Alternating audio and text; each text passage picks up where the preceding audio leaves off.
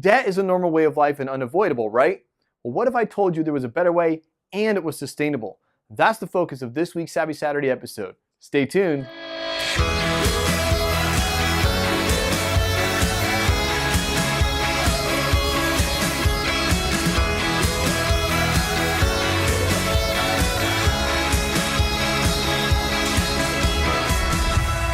Tell someone you don't have any debt and they give you one of a few different looks: disbelief, jealousy, or confusion. Being debt-free is just plain weird.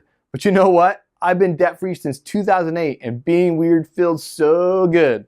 Because normal is broke. So in this first part of a 3-part video series on debt perceptions, I'm going to peel back the wool that the credit industry has been pulling over your eyes. The only way you make good financial decisions is when you are armed with the truth and it's time for a wake-up call. That's how you're going to find the money to fund your dreams.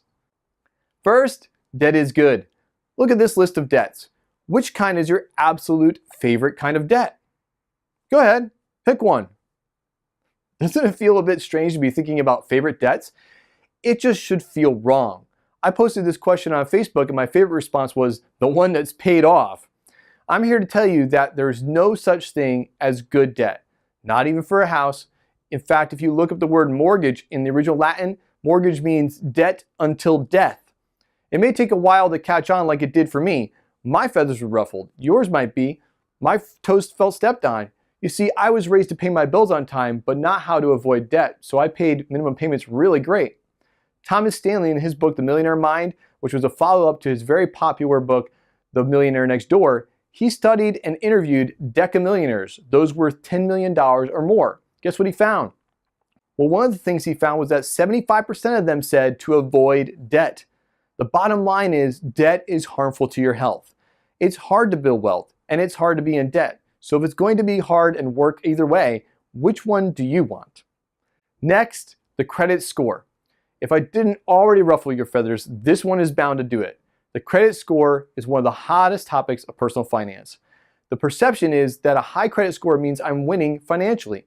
The truth, however, is that having a good credit score means I'm good at taking debt and paying it back like a good slave. Sound harsh? Well, take a look at this chart from FICO's own website. 100% of the score is based on credit. I mean, it makes sense, right? It's called the credit score. But culture has convinced us that borrowing money and paying it back successfully is winning financially. That's a lie. If grandpa leaves you $5 million inheritance, guess what? Your credit score doesn't rise or fall one single point. Credit is just other people's money. The acronym for that is OPM. When you sound that out, you see that it sounds like the drug opium. Credit is addictive and destructive. Avoid it at all costs and don't buy into the lie that you need to build credit. I don't have any credit and haven't since 2008. It's natural that you will object to this with 1,000 different defenses, rationalizations, and arguments. I welcome you to sound off in the comments and we can continue the conversation there. And lastly today is the credit card. It's a common perception that you simply can't exist today without a credit card. You need to build that credit. It's for emergencies. You can win free money and flights with the points and all those other things, right?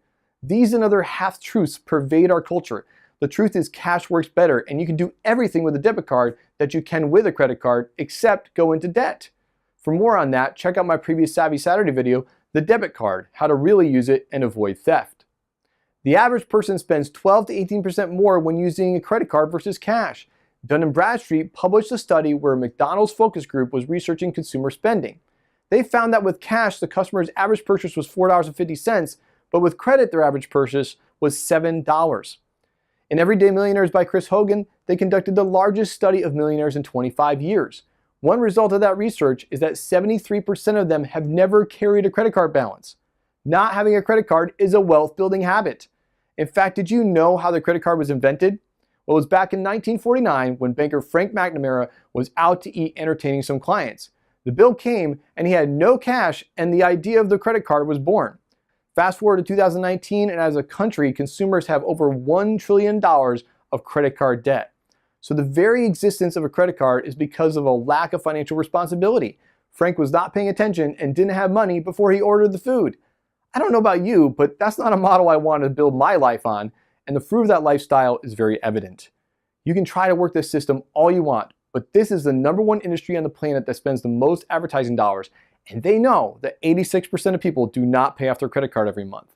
Don't be a tool of credit. Instead, turn your money into a tool of your own means. I hope you found this information helpful. Make sure to download my free ebook, The Money Finder, which helps you save in 5 major expense areas.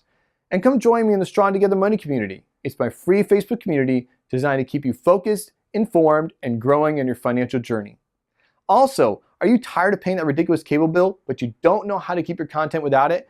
Maybe you've even cut cable already, but you're wondering if there's a better option that could save you more or even give you more options without added cost. Check out my online course, Cable Cutting Academy, at cablecuttingacademy.com for more information. It's helped plenty of people find options and savings step by step. This has been Jeremy with Strength in Numbers, helping you find more money to fund your dreams.